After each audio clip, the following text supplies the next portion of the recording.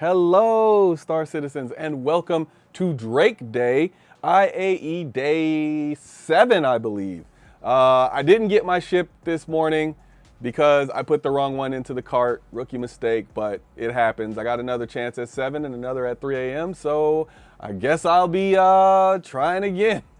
But that's all good. If you are not subscribed, please hit that subscribe button. I always appreciate more subscribers. It really helps the channel. And if you're already subscribed, consider hitting that join button. Get your 25% chance of winning our Star Lancer tack that we're giving away this month. Drake Day. It's one of my favorite days, regardless of whether I got my ship or not. I hope you got yours. And let's just get into this one because Drake has a lot of ships and I don't want this to be an extremely long video. So if you didn't know, there is an IAE episode 3, so I'll probably watch that later. I haven't watched it yet. Looks like we got a deal on the Vulture. Let's see what this is about. I'm not expecting much. 10 bucks. Exactly what I expected. Not much.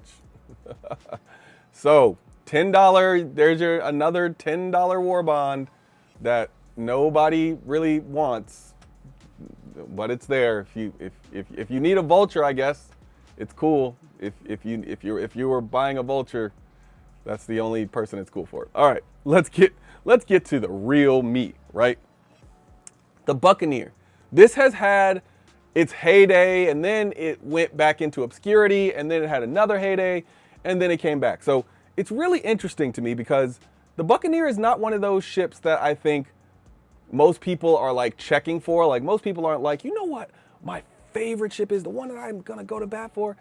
Buccaneer. Don't get me wrong, there are some people who love the Buccaneer. That's not what I'm saying. I'm just saying most people, it's not going to be their favorite ship. But it is exactly priced right, and it does exactly what it's supposed to do. It's a little overgunned, but kind of a glass cannon, and that's kind of the ship you're going with. If you want more guns, some real crazy speed, and some decent maneuverability, you go with the Buccaneer. Now, there are other options that I prefer, the Arrow, the Gladius. I prefer most other ships this size. I prefer some of the alternatives to the Buccaneer, but that's mostly aesthetic and like because of the way I fly. So you have to figure out what type of flyer are you and what type of fighter are you. Are you a more defensive ship? You're gonna want to go with the tougher sizes or the tougher ships at this size. Are you a more aggressive fighter where you're really good at getting your shots in, maybe not dodging them as well, but you're really good at getting your shots in and you're very accurate? Then the Buccaneer might be more your pace. Do you just like to fly around a lot, you know, and get behind people and keep them off their toes, or keep them on their toes, I guess. And if you like that, you might want the Arrow because that's probably the better maneuverable. So it just depends on what your style is, but the Buccaneer's one of those, if it fits your style, get it. If it doesn't, stay away from it. The Caterpillar. This is a ship that it has so much potential, but at current, it is so heavily weighted towards not being usable. And that's the biggest and weirdest thing about the Caterpillar. It's like, at $330, it's a fully modular ship. It can carry like 500 and something SCU of cargo. So it does the cargo gameplay very well, but it only can fit certain size. I think it's 24 SCU containers. It can't fit 32 SCU containers. And as a dedicated cargo ship, that's kind of a bummer. Even though now, you know, we could change the sizes of cargo containers and things, but it's just kind of a bummer that a dedicated cargo ship. I mean, I just don't get the restriction there. It just seems like you could have just made things a little bit wider and everything would have fit. But yeah, maybe that was on purpose. They purposely restricted it. But it is an older model ship, so it's very possible that it gets a decent little rework. But I don't think it'll get a full rework. I think it'll just be like a few edits here and there.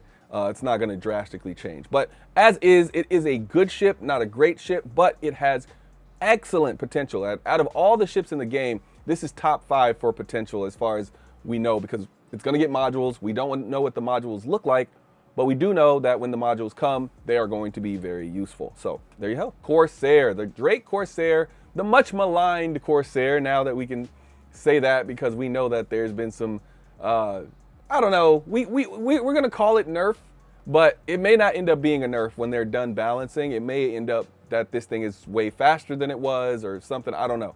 But right now we're calling it a nerf because you can no longer control that extra size 5 gun. They gave that to, I believe, the remote gunner or something like that. So it's fine. It was always supposed to be a triple crew ship anyway. So you were always supposed to have at least 3 people with you in this, or 2 people with you in this, to use it properly.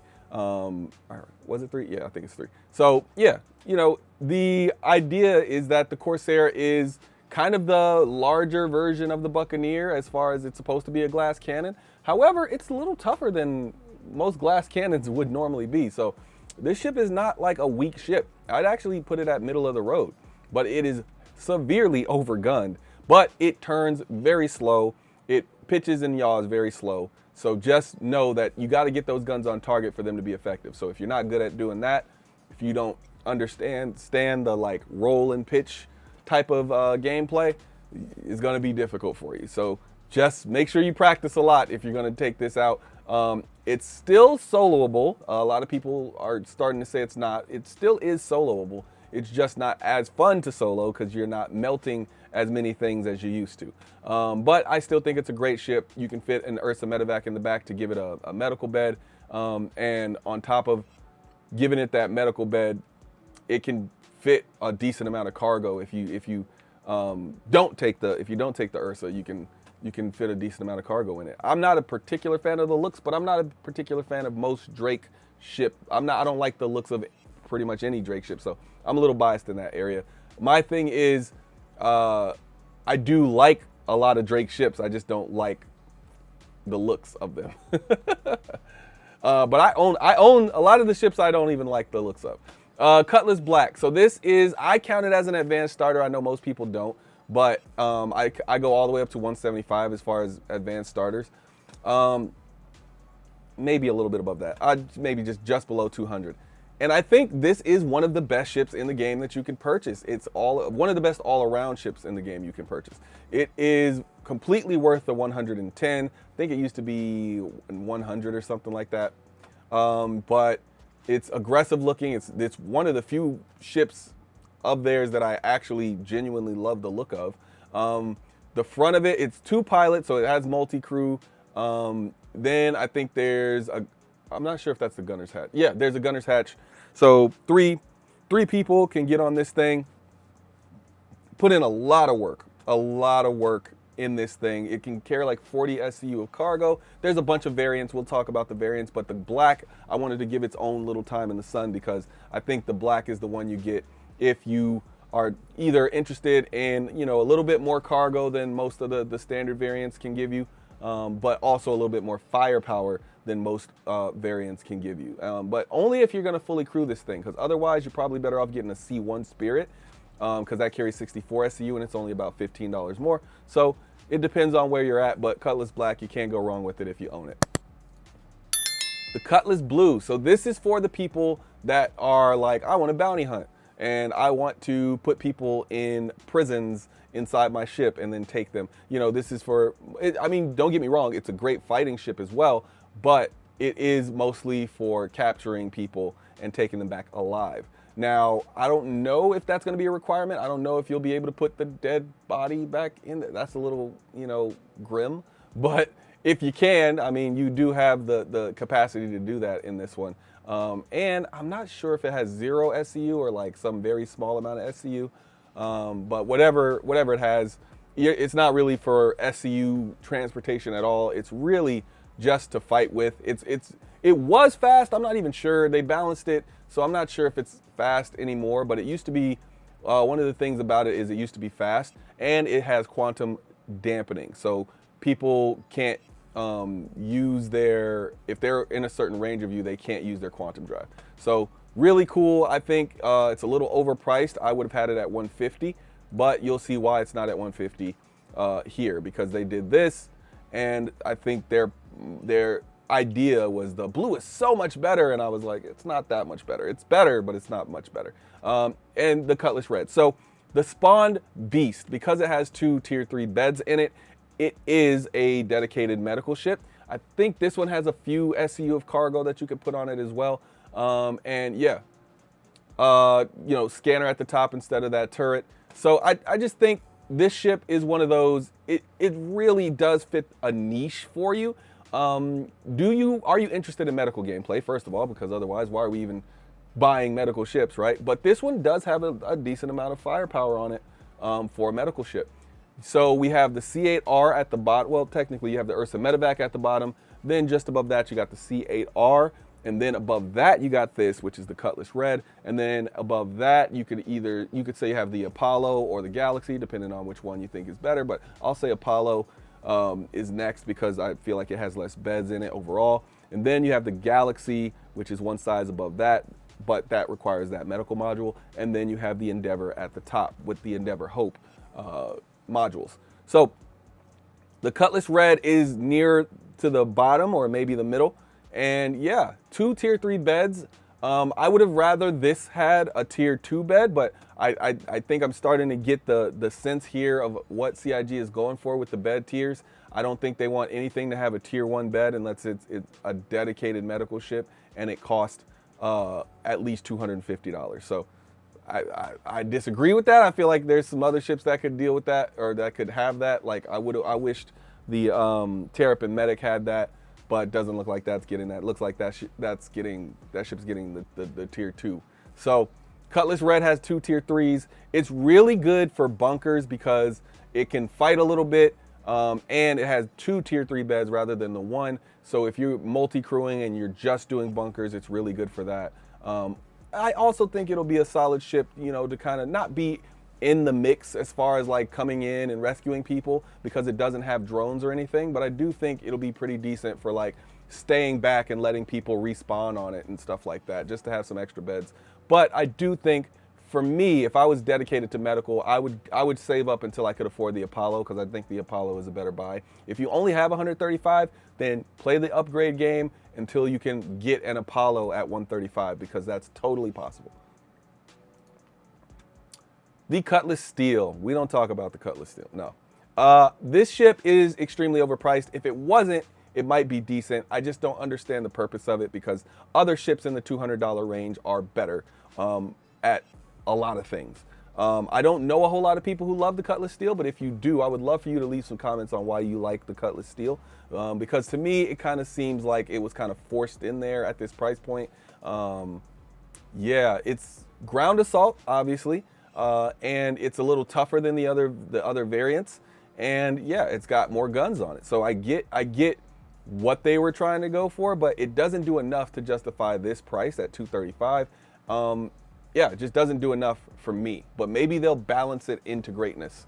I just don't. It's a no for me. But if you bought it, let me know why, and maybe you can pull me over to the dark side. The Drake Cutter, one of the best starters in the game at $45. It's one of the cheapest starters in the game. If you get it with a game package, you're saving a lot of money. And the Cutter is versatile. It says versatile right there, and they are not lying. I think it carries, I can't remember exactly how many SU it carries, but I think it might be 12 SU of cargo. But either way, that's not the biggest thing about it for me is the fact that you can fit an STV on the back of that thing, which is really cool. At $45, being able to take a ship with you or take a vehicle with you is really, really cool. I also could see a lot of people using this as their Argo Atlas transportation vehicle. Like if I just need to get my Atlas from here to there, then I could see a lot of people putting this on the back and taking that with them. So really cool ship. It's in my top 3 favorite starter ships just because of the price and utility. The Cutter Rambler, it's growing on me, but I also, you really need what this thing offers you, which is the range. This is more of an exploration ship than the other one. The other one is more utilitarian. This one is more, I'm gonna live on it, I'm gonna go out and explore things a little bit. If you wanna do that at the very low price point of $50, then I can understand why you get the Rambler instead. The Scout as well, really solid recon ship because it's so tiny. I just wish it had a little bit of stealth protection in there, but I think it's kind of hard to justify putting some extra stealth in it at $50 price point because you're really just getting the cheapest Scout that you can get. There's other ships that can do scouting that are similarly priced, but they are not dedicated like this one. And so, yep, this is probably one of the cheapest scouting ships that you can get that actually does the job well and has a little bit more utility. The Dragonfly Black. Okay, so the Dragonfly, there's the black and the yellow. There's no difference to those two except for the fact that the yellow has a yellow skin, of course. But yeah, you can, as you can see, you can put a little bit of cargo on both sides of it, and of course, you can have a second person. Now, that second person can shoot according to this, but we'll see if that actually. I've never actually been on the back of one, or nor have I carried a second person on the back of one. But they're also used for racing, but they are very slow, so I wouldn't particularly use this for racing. And I see it would be fun to do in a race if everybody all had the same one. But other than that, I wouldn't see this. I wouldn't put this up against anything else because I'm pretty sure this is the slowest of the hover bikes. So yeah, but at 40 bucks, it's not a good price, but it's not a terrible price either because it carries 2 people and because it carries a little bit, those 1/8 SU little boxes there. It does have a decent amount of utility. You could fit 2 of these in a lot of places where you can't fit 1 vehicle. So you could carry 4 people if you bring 2 of these along. And at 80 bucks, there's vehicles that you can get for a little cheaper than that. But if you can't fit those vehicles where you need to, Dragonfly Black is there for you. And not to mention, this is a really cool space bike. You can get on it while you're in space, fly around and stuff. So it's pretty cool to me. I like it. It's not one of my must-buy 5, but I do see the utility of this vehicle. So if you get one for 40 bucks, I don't think you're wasting your money. But I do think it would be more of an earning game for me. The Herald, this is your cheapest, if I'm not mistaken, your cheapest data runner that you could possibly buy. Right now, it has a massive thing on the back. What is it? Thruster on the back. And that thruster makes this thing go very fast. It seems like its entire point is how fast can you go in a straight line. And, you know, it's a one person. It's got a bed in the back. It's got a little bit of storage on it. Not SCU cargo, but it's got the servers and stuff on it. I would love for this thing to also end up doing some hacking gameplay. I hope that's where it's moving towards. But yeah, at $85, it's the cheapest data runner you can get. So, you know, I personally, I think I love this ship. I love the way it looks, which is rare for me to like a ship, but it's just so simple and so straightforward and is so good at what it's supposed to do that it just works for me. I wouldn't say I love it though. I like the way it looks. But yeah, I think at $85, unless you can get a discount on it, I'd probably go a little bit more expensive. Well, no. I think yeah, at 85 it's still pretty good. At 85 it's still pretty good. So yeah, it's solid. It's solid at 85. I think I was thinking more like I think I would prefer something like the Mercury Star Runner, but that's significantly more expensive. So yeah, the Herald is where it's at. I mean, why pay 3 times the price of this if all you wanted to do was do a little bit of data running? But this is dedicated, whereas like the Mercury has the cargo capacity as well. So yeah, just know that that's the only real ship that I would consider instead, but significantly more expensive. The Ironclad. Let's talk about the Ironclad and the Ironclad Assault, right? So when these came out, I thought it was really interesting because the Ironclad, I think you could get it for 400. I think it was like 400 war bond and 450. I'm not 100% sure.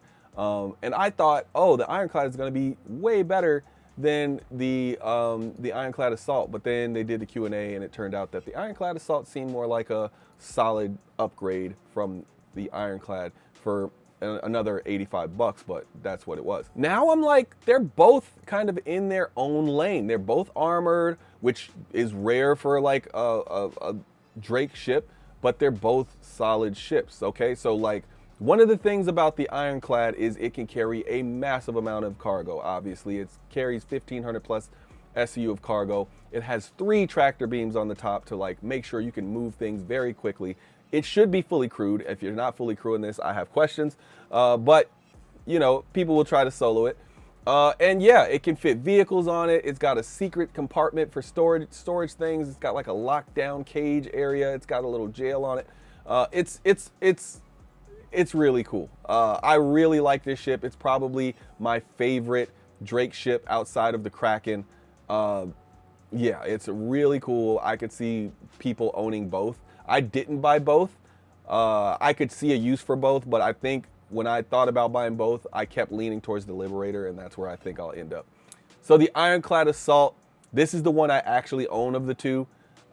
This one, yes, you can assault with it, but I'm more interested in the garage it has and the larger entryway that it has, which allows you to put tanks on it. You can't put, apparently you won't be able to fit tanks on this one, but you will be able to fit tanks on this one. And I think that's probably a good idea because they don't want this other one to kind of like, you know, poop all over the reasoning for inventing the other one. So I think for me, it's great. The top can open as well. If you put an Atlas on it, you still can use it as a cargo ship. I plan on putting mostly vehicles on it. It's kind of replacing my M2 in that way, where this one can fit 4 tanks, whereas the M2, if I'm not mistaken, could only fit 2 or 3. I think it was 2.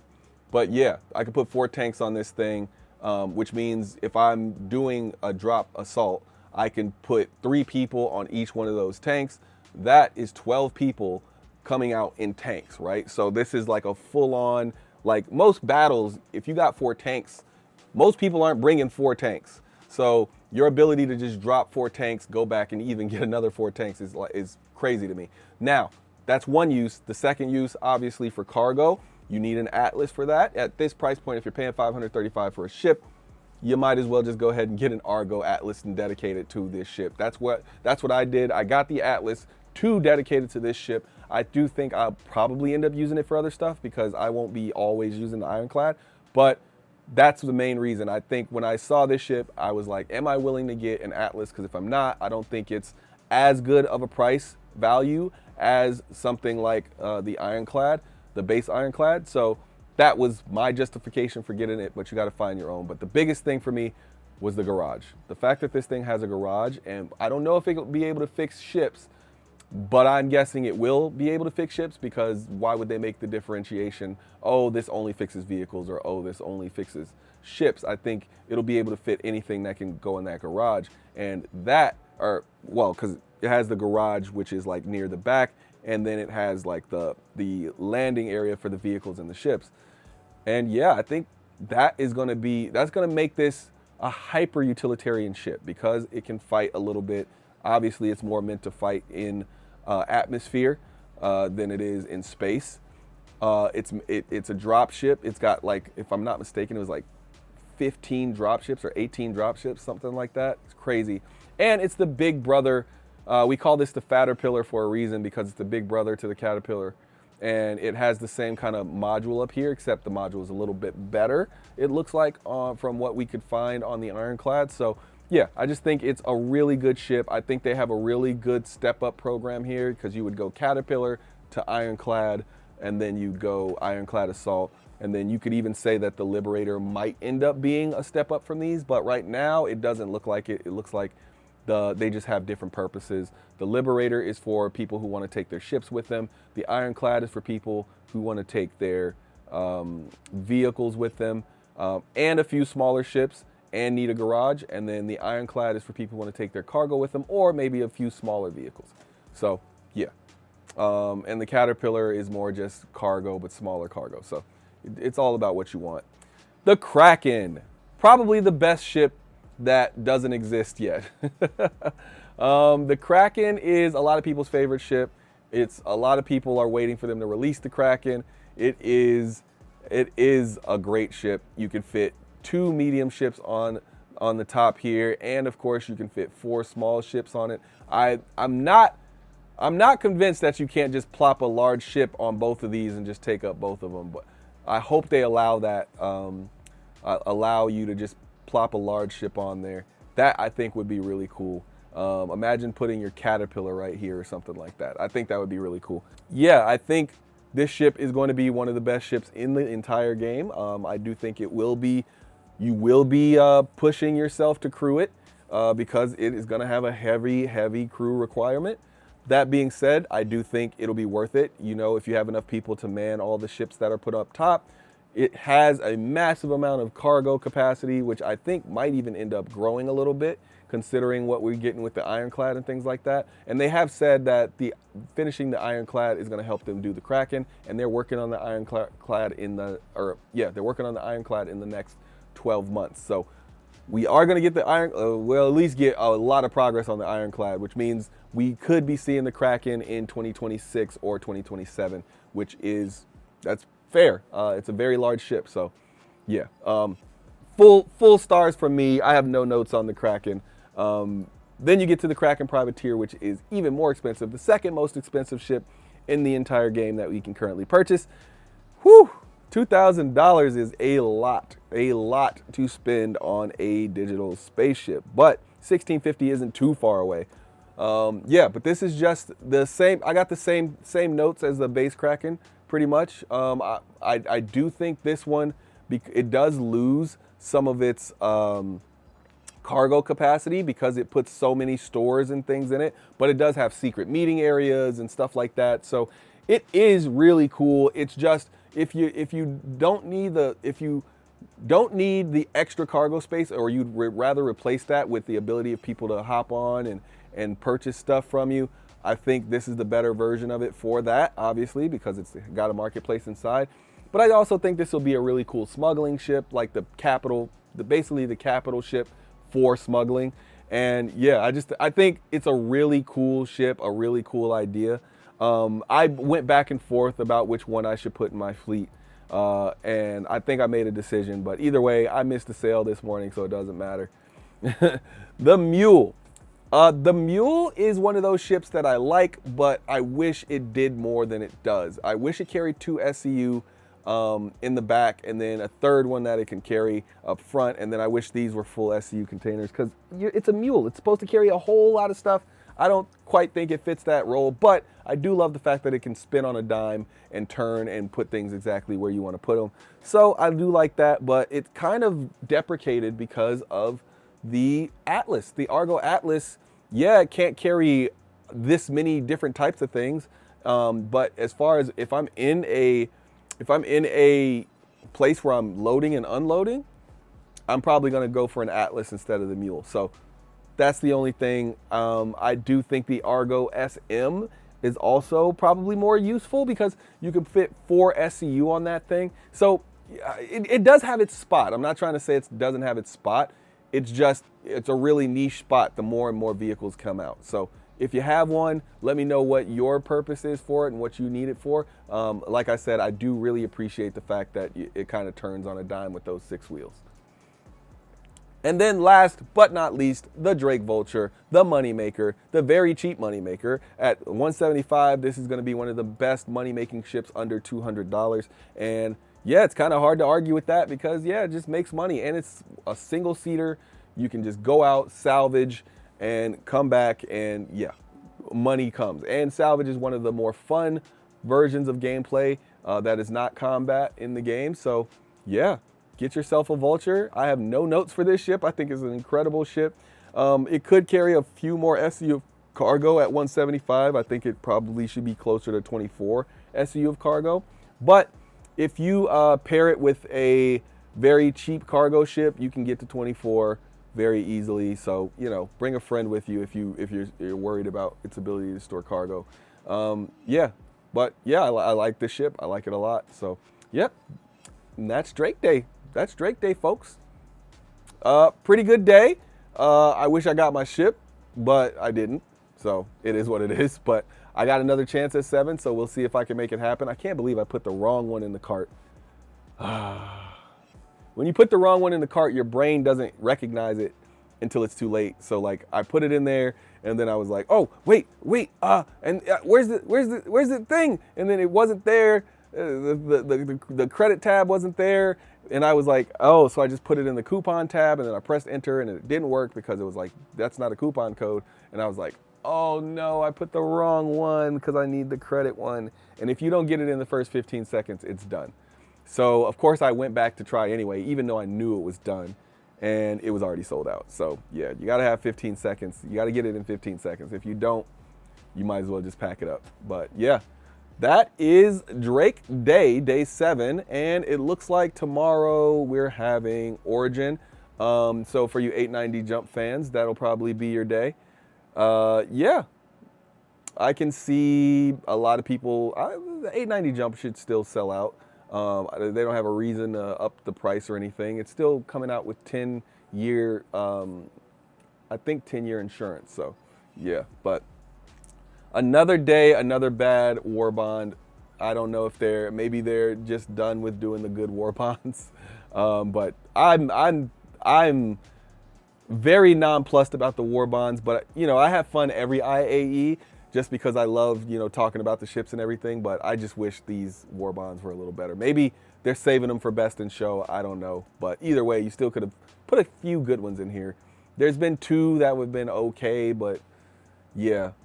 What is that? 5 bad ones and 2 good ones. That's not even close to like fair. I would say even if they had 4 bad ones and 3 good ones, that would have been okay. But yeah, these have not been great. So if you're in your war bond CCU upgrade season, not the best showing of IAE for you. But yeah, that's it for this one. I will see you in the next one. Peace.